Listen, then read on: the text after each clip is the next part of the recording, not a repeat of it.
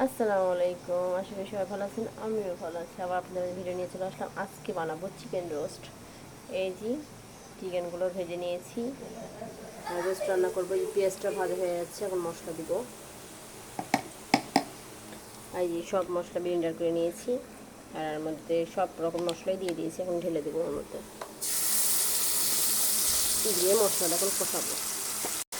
এই যে মশলা কষানো হয়ে গেছে, তেল উঠে গেছে, এখন দিয়ে দেবো ভেজে রাখা চিকেনগুলো, দিয়ে এখন হলো কষাবো। এই যে কষানো হয়ে গেছে, এখন দিয়ে দেবো দই। সব কিছু দেওয়া হয়েছে, বাদাম টাদাম সবই দিয়েছি। এখন দিয়ে দিলাম দই, দিয়ে দইয়ের বাটিটা ধুয়ে আমি দিয়ে দিলাম।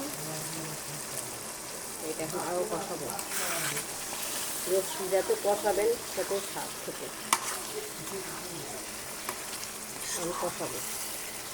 এই যে হচ্ছে, আর একটু হলেই হয়ে যাবে।